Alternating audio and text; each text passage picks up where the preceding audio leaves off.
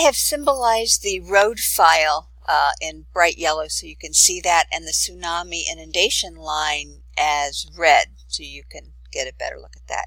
So you can see that these roads aren't connected, so they're not going to run to any road file at all, and that part of that's because I just clipped them out when I was working on this little piece as a demo.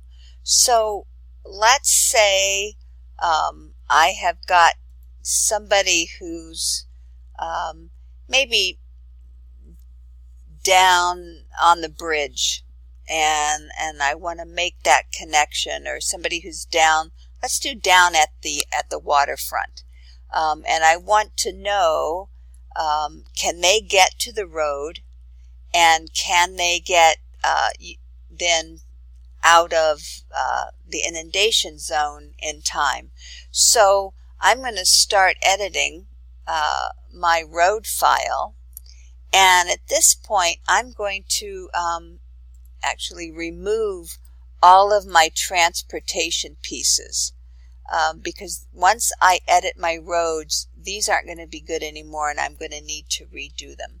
So I'm going to, I don't know what I'm editing, so I'm going to stop editing and start again. Start editing.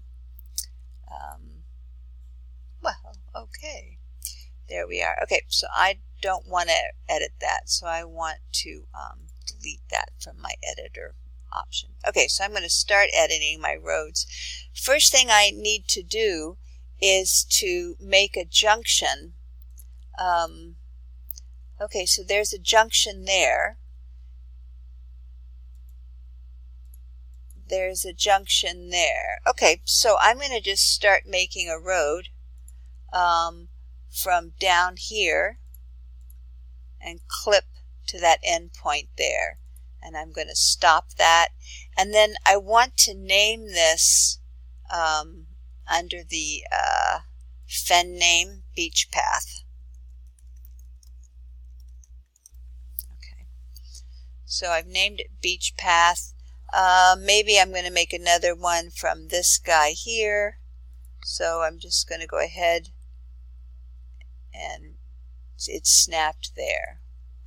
But let's say I've got a guy out here, and he's going to run up and intersect with this road. This road doesn't have an intersection, so I'm going to have to split it where I want to add a new vertice. So now I can make a new road here. I forgot to name that other road, dang it. But just, there we go, fen name.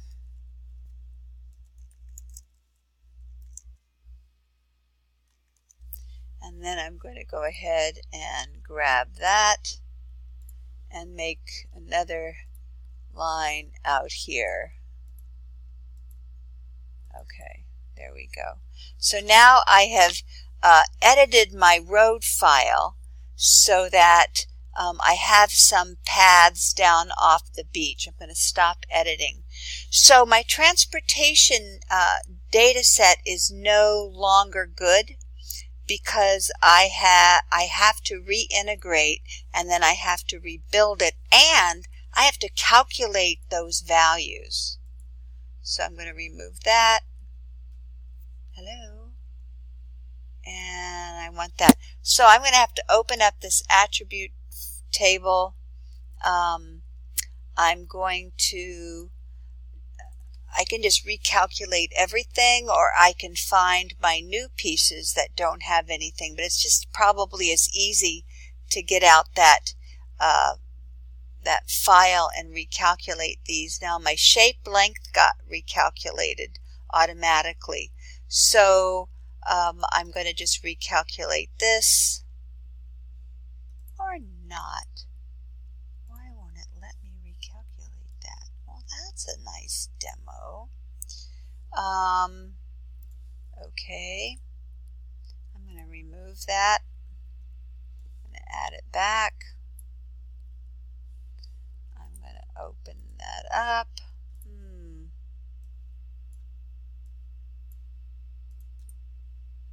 Wow, my field calculator. Okay, so now I got to demo what's going on here. Okay, so I'm going to take that and, oh Lord, where did I put this? This is in, I should have made that, hold on.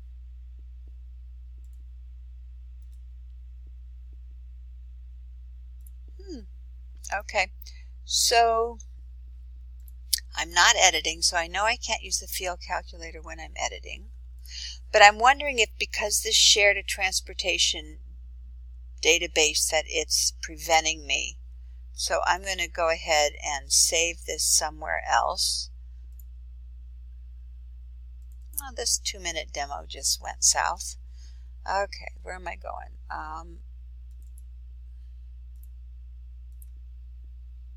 Okay, so can I add a new feature data set? No.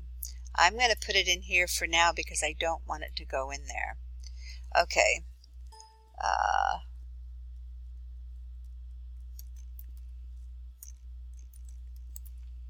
Okay, so we're going to try that.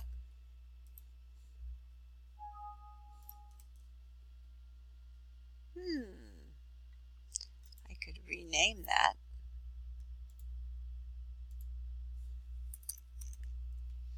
Okay.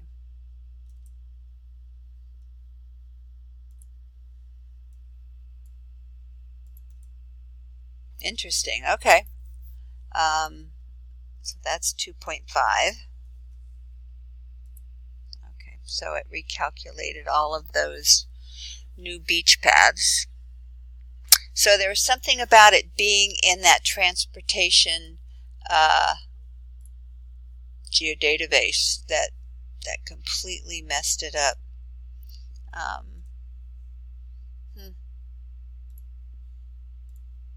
Okay, so I'm going to go ahead and fix that in here, and do those calculations, and then I'm going to put it in the transportation geodatabase again, or feature data set again. Okay, so once I calculate all of my geometry again, then I'm going to export that. This seems completely kooky to me, but it seems to be the game that needs to be played. Okay, this is all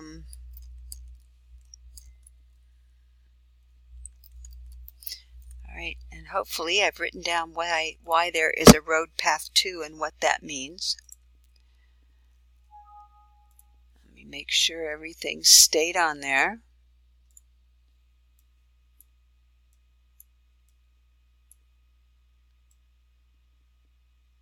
Okay, I'm going to get rid of this, and then I'm going to get rid of it over here just so that it does not get confusing. Okay, all right. So now I have to run the integrate tool and then rerun the network analysis. Then I can put in some spots here and here and see. I would have to do them one at a time. If I put a spot there, then it should run and see how long it takes me to get out of that up to the. So I ran the integration and I created a new transportation network. And so I'm going to do my first analysis from this point and see how long it takes them to get up there. And I'm just going to use a graphic pick. So I'm going to just say start there, and I want to run up to I'm going to call that good enough because that has to be on the road. So let's just say that one right there. So from 1 to 2 and run my solver. Oh, okay, so there must not be a connection there. All right. Dang it. So we're going to get rid of the solver. Hold on, where is that? There we go. Okay, let's try there. Okay, so let's call that pretty close. So there's my first route. Conceivable, 22 minutes. So Anybody out on the South Jetty, if that's the route they take, let's see, that was minutes, and that's what we're looking for, the shortest time. We don't care about the shortest distance. So according to this route, they could have been able to go that way, but for some reason that's the shorter route. So this could be one feature data set that shows that route, and then I'm going to do another data frame. I would have to pull in my transportation data into that. Close that up. I want to keep that route.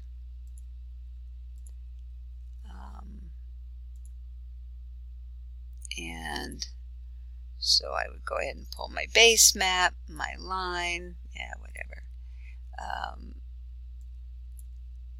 My road, my transportation.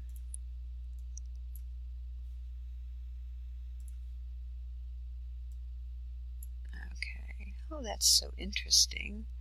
I'm going to zoom to that layer. It's telling me everything is underneath that. Isn't that a nice warning? Okay, so there we are. So now I'm going to run another route. Or not.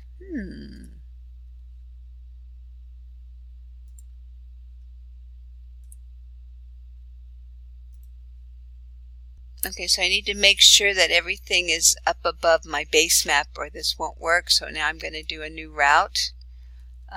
This time I'm going to run my route from, let's try this side of the, let's see, can he even get out if I go there? Let's see. I don't know. Okay, so that guy would have to go there. This one, if I'm running for my life, I'm probably going to go that way and maybe a little bit of bushwhacking, but let's take a look. Okay, 18 minutes, so that one would work. Somebody could actually get out in 18 minutes. Let's try it.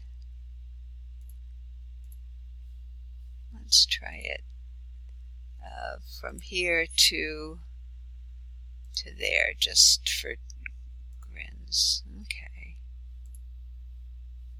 Okay, 9 minutes. So that's a very reasonable. So here you go. When you go fishing, where are you going to go? I'm going to this part.